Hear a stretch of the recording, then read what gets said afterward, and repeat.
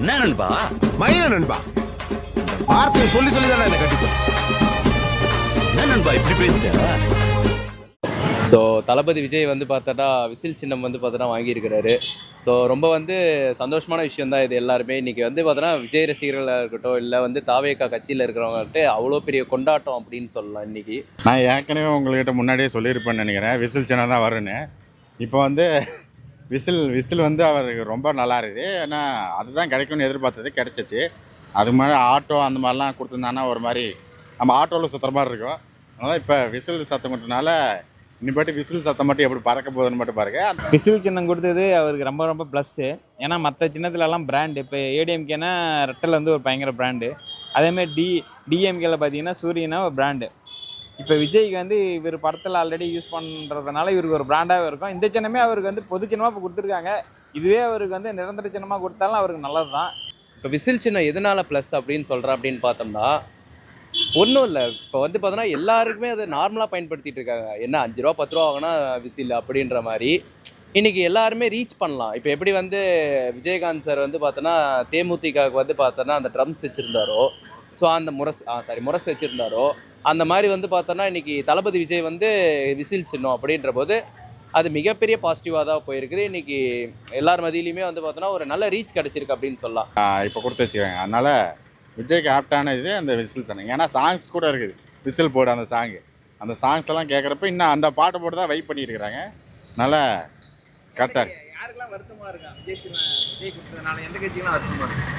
முக்கியமாக நம்ம உலகநாயகனுக்கு போயிருக்குன்னு நினைக்கிறேன். ஏன்னா அவர் தான் கேட்டிருந்தார், இந்த விசில் சின்ன தான் கேட்டிருந்தார். அவருக்கு கேட்டோடனே கொடுத்துட்டாங்க. ஜனநாயகம் படம் தான் வரல, விசிலை கொடுத்து இப்போ கொஞ்சம் விஜய் ஃபேன்ஸ்லாம் கொஞ்சம் அமைதியைப்படுத்தி வச்சுருக்காங்க. ஏன்னா வந்து விசில் வந்து எல்லாருமே யூஸ் பண்ணுறாங்க. இது வந்து அவருக்கு வந்து ஆல்ரெடி சிஎஸ்கேல விசில் போடுங்கிறோம், அதுவும் எங்களுக்கு ஒரு பாசிட்டிவ் வைப்பாக இருக்கும். எல்லாமே அதுலேயும் மஞ்சள் வரும். அதனால் இந்த விசில் சின்னம் வந்து அவருக்கு பயங்கர பாசிட்டிவ் எனர்ஜியாக இருக்குது. இப்போ இருக்கிற அவர் என்ன இப்போ தனியாக ஒதுக்கி வச்ச மாதிரி இருக்கார். மற்ற கட்சி இந்த சைடு கொண்டாடிட்டு இருக்கிறாங்க, இந்த சைடு கொண்டாடிட்டு இருக்கிறாங்க. இவர் கொஞ்சம் தனிமையில் இருக்கும்போது இது பூஸ்டப்பாக கொடுத்தது வந்து அவருக்கு ஒரு ப்ளஸ், அவங்க ரசிகர்களுக்கு பயங்கர ப்ளஸ். ஜனநாயகம் வந்துடும் நினைக்கிறேன் இன்னும் கொஞ்சம் நாளில். அதனால் அதில் போய் எல்லாம் போட்டு விசில் போட்டு ஆரம்பிச்சிருவாங்க. ஏற்கனவே அலப்பட ஆரம்பிச்சிட்டாங்க. இப்பயே அந்த ரோட்டில் யாரையும் போக விடாமல் விசில் சத்தம் போட்டு ஆரம்பிச்சிட்டாங்க. அதான் ஏடிஎம்கேலேருந்து கொஞ்சம் கொஞ்சமாக வந்துட்டு இருக்கிறாங்களே இந்த பக்கம். எல்லாம் ஸ்ட்ராங்காக தான் இருக்காங்க. ஏன்னா இப்போ மக்கள் யார் பக்கம் நிற்க போகிறாங்கன்னு தான் எனக்கு தெரியல இது வரையுமே. அது எப்படின்னு தெரில. மற்றவங்களுக்கு சின்னம் கிடைக்கிறதோட தளபதி விஜய்க்கு வந்து சின்னம் வந்து கிடைக்கிறது அவ்வளோ பெரிய ஒரு கொண்டாட்டமாக இருக்குது அப்படின்றது ரொம்ப சந்தோஷம்தான். ஸோ அது வந்து எப்படி அந்த 2026 எலெக்ஷன் அப்போது அவங்க எப்படி வந்து அந்த விசில் சின்னத்தை பயன்படுத்துகிறாங்க அப்படின்றதுல தான் இன்னும் இருக்குது அப்படின்னு சொல்லலாம். ஸோ அதே மாதிரி க்ரீன் சிக்னல் தான் கொடுத்துருக்குறாங்க நம்மளுக்கு வந்து பார்த்தோன்னா. ஸோ அந்த விசில் சின்னம் அப்படின்றது இன்னும் வந்து இன்னும் வந்து பார்த்தோன்னா 50 வருஷத்துக்கு தாக்கம் இருக்கும் அப்படின்றதுல எந்த ஒரு விஷயமும் இல்லை. இதே லெவலில் வந்து தளபதி கொண்டு போய், ஏன்னா இப்போ தளபதி ஆக்டிவாக இருக்கார். ஏன்னா ஒரு பக்கம் வந்து பார்த்தோன்னா கேவிஎன் ப்ரொடக்ஷன்லேருந்து ஜனநாயகன் படத்துக்கு ப்ரெஷர் வந்தது, இன்னொன்று சிபிஐ ஆஃபீஸர் என்கொயரி அப்படின்னு ஒரு பக்கம் போனார். ஸோ அந்த பக்கம் போயுமே இப்போ 2 பிரச்சனை அவரை ரொம்ப சூழ்ந்து இருந்த அந்த டைமில் வந்து பார்த்தோன்னா தளபதி ஃபேன்ஸ் வந்து ரொம்ப வந்து இதாகிட்டாங்க, டவுன் ஆகிற ஒரு ஸ்டேஜுக்கு போயிட்டாங்க. அப்படின்ற போது இவங்களுக்கு ஒரு சுறுசுறுப்பான ஒரு நிலைமையில் வந்து பார்த்தோன்னா இருந்தாங்க அப்படின்னா அந்த விசில் சின்னம் அப்படின்றது தான். இந்த விசில் சின்னம் எல்லாருமே ப்ரெடிக்ட் பண்ணது தான் ப்ரோ. ஏன்னா எல்லா படத்துலையுமே ஒரு இன்ட்டு கொடுப்பாரு. ஏன் கடைசியாக வந்த தி கிரேட்டஸ்ட் ஆஃப் ஆல் டைமில் நல்லாவே இன்ட்டு கொடுத்துருந்தாரு. விசில் போடு அப்படின்ற சாங்லேயே வந்து இன்ட்டு கொடுத்தாரு. லியோ சக்ஸஸ் மீட்டில் வந்து பார்த்தோன்னா கப்பு முக்கிய பிகிலு 2026ன்னு சொல்லிட்டு அப்போவே வந்து ஒன்று சொல்லியிருந்தார். ஆனால் அது விசில் சின்னம் கொடுக்கும் போதே வந்து பார்த்தோன்னா இதுவாக தான் இருக்கும் அப்படின்ட்டு நம்மளுக்கு தெரியும். ஏன்னா அகல் விளக்கு கொடுத்துருந்தாங்க, ஆட்டோ கொடுத்துருந்தாங்க. இப்போ தளபதி விஜய் அவர்கள் வந்து இந்த சின்னம் வந்து வாங்கும்போது வந்து பார்த்தோன்னா திரு உலகநாயகன் கமலஹாசன் அவரும் வந்து பார்த்தோன்னா அன்றைக்கி வந்து விசில் சின்னம் தான் வந்து அவர் வந்து வாங்கி வச்சுருந்தார் அப்படின்னு வந்து எல்லோரும் சொல்கிறாங்க. ஸோ இது கமலஹாசன் அவர்களுக்கு பொருந்திருக்கும் போதே இப்போ தளபதி விஜய் அவர்களுக்கு பொருந்தி இருக்குது. எலெக்ஷன் கமிஷனும் வந்து பார்த்தோன்னா தளபதி பக்கம் நின்று அந்த விசில் சின்னம் அவர் கொடுத்துருக்கிறது அப்படின்றது ரொம்ப ரொம்ப மிகைப்படுத்த வரைய விஷயந்தான். சிஎம் ஆகிறவரோ இல்லையா ப்ரோ, ஆனால் நல்லா இருக்கும்ன்றது எங்களோட கருத்து. ஸோ மக்களோட முடிவு தான் மகிம்சை முடிவு அப்படின்வாங்க. அவர் மக்கள் நினச்சாங்க அப்படின்னா அவர் தான் வந்து 2026 சிஎம். இது மாதிரி பார்த்தீங்கன்னா ஃபஸ்ட்டு வந்து சீமான் தான். சீமானுங்க தான் மாற்றி கொடுத்துருந்தாங்க. இப்போ விசில் கொடுத்ததுனால சீமானுக்கார ஓட்டு எல்லாமே கொஞ்சம் பிரிஞ்சு போகிற வாய்ப்பு இருக்குது. அதனால் அவங்க காண்டில் வந்து ஆல்ரெடி சாட்டையெல்லாம் பேச ஆரம்பிச்சிருவார் விசில்னு. அவங்க ஓட்டு பயங்கரமாக பாதிக்கும். அது மட்டும் இல்லாமல் நம்ம மற்ற கட்சிக்கார டிஎம்கே கொஞ்சம் பயம் இருக்குது. ஏன்னா விசிலுங்க சின்னம் கொடுத்துட்டாங்களேன்னா அவங்களுக்கும் ஒரு பயம் இருக்கும். மற்றபடி கண்டிப்பாக வந்து விஜய் வந்து எல்லா தொகுதியிலையுமே வந்து ஓரளவு பர்சன்டேஜ் காட்டுவார். ஜெயிக்கிறாரோ இல்லையோ ஒரு தாக்கத்தை உருவாக்குறேன்னு எல்லாத்துக்கும் நம்பிக்கை இருக்குது. கண்டிப்பாக இந்த 2026 எலெக்ஷனில் ஒரு தாக்கத்தை வந்து விஜய் காட்டுவார். அவர் கூட்டணி அதிகம் வரல, மற்ற கட்சிக்கெல்லாம் கூட்டணியெல்லாம் பெரும்பாலும் போயிட்டாங்க. விஜய் சார் கூட்டணி வரலன்னு அவர் வருத்தப்பட தேவையில்ல, தனியாக நின்று பலத்தை காட்டலாம். 2031 அவருக்கு தகுந்த வருஷம் 2031 கண்டிப்பாக. 2026 ஒரு பலத்தை காட்டலாம், கூட்டணி யாரு கூடயும் சேராமல் தனியாக நின்று அவருக்குன்னு ஒரு பலத்தை காட்டலாம்.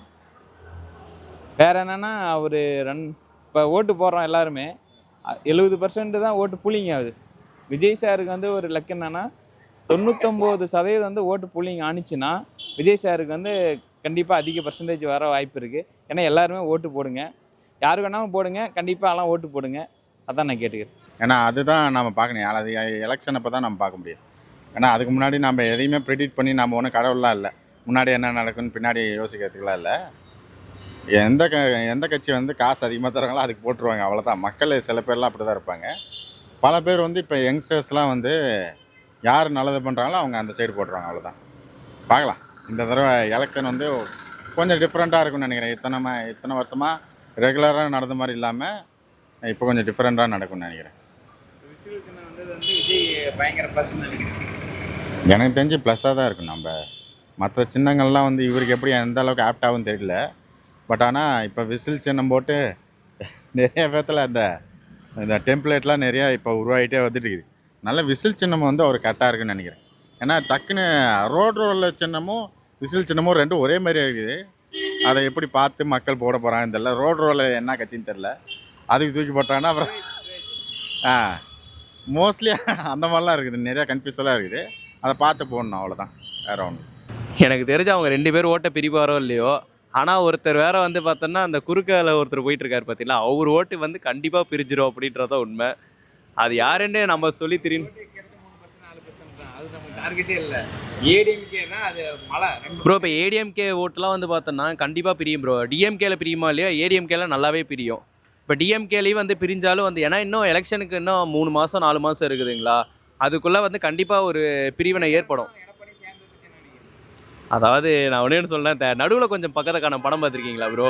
அந்த படத்தில் விஜய் சேதுபதி வந்து பார்த்தோன்னா அவங்க அண்ணன் கேரக்டரை பார்த்து இந்த ஷார்ட் அண்ட் மெமரிலாஸ் ஆனதுக்கப்புறம் அவங்க அண்ணனை பார்த்துக்கப்புறம், அண்ணே வாங்கண்ணே நல்லா இருக்கீங்களா, இங்கே நான் ரொம்ப நாள் ஆச்சு பார்த்து அப்படின்வார் பார்த்தீங்களா.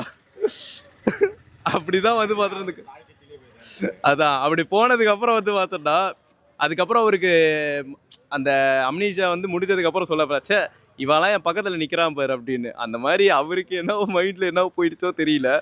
ஆனால் நீ டிடிவி தினகரனை வந்து பார்த்தோன்னா எடுத்துக்கிட்டது இன்னுமே காமெடியாக தான் இருக்குது.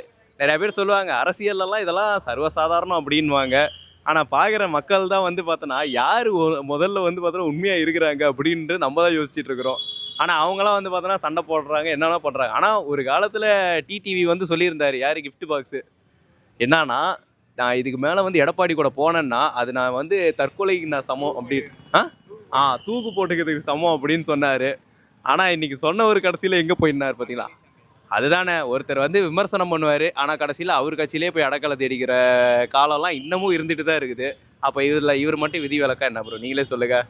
அதாவது மக்கள் தான் பார்த்து முடிவு பண்ணி தேர்ந்தெடுத்து ஓட்டு போடணும். சும்மா இந்த காசு கொடுக்குறாங்க அப்படின்றதுக்காக மட்டும் ஓட்டு போடாமல் சிந்திச்சு போடுங்க. அடுத்து புதுசாக வரவங்க என்ன வந்து அடுத்த ஜென்ரேஷனுக்கு என்ன பண்ண போகிறாங்க அப்படின்றதுல தான் இருக்குது மெயினாக. இன்னும் வாக்குறுதி சொல்லலை.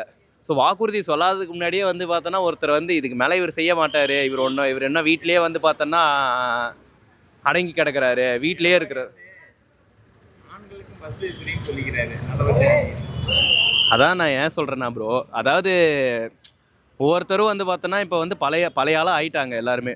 இப்போ எல்லோரும் கிட்டத்தட்ட வந்து பார்த்தோன்னா 70 வயசு இருக்குமா, அவங்க வந்து பார்த்தோன்னா அவங்க காம்படிட்டரை வந்து அவங்க காம்படிட்டரோட பீட் பண்ணணும் அப்படின்னு மட்டும் தான் பார்க்குறாங்களே தவிர, இப்போ வந்து அடுத்து நீங்கள் சொல்ல போகிற விஷயத்தால் வந்து பார்த்தோன்னா இப்போ அடுத்த ஜென்ரேஷனுக்கு எப்படி ஒரு தாக்கத்தை ஏற்படுத்து. இப்போ வந்து இது டிஎம்கேவோட பண்ண ஒரு விஷயம், இது ஏடிஎம்கே வந்து பார்த்தோன்னா அவங்க வந்து 3000 ரூபா தராங்களா, நாங்கள் வந்து பார்த்தோன்னா 5000 ரூபா தரோம் அப்படின்றது. இன்னொருத்தரே இவங்க வந்து பெண்களுக்கு பஸ் விட்றாங்களா, நாங்கள் ஆண்களுக்கு பஸ் விடுவோம் அப்படின்னு இந்த வெட்டுக்கிளி காமெடி, சாரி என்னது வெட்டுப்புலியா கலகல படத்தில் வெட்டுப்புலி காமெடி இருக்கு பார்த்தீங்களா, அந்த பள்ளியோட கடத்துல பாலில் ஊடுது, ஆனால் எனக்கு வந்து சாராயம் ஊட்டுது, பாலா சரக்காண்டின்னு வாங்க பார்த்தீங்களா, அந்த மாதிரி தான் இருக்குதுங்க சீரியஸாக.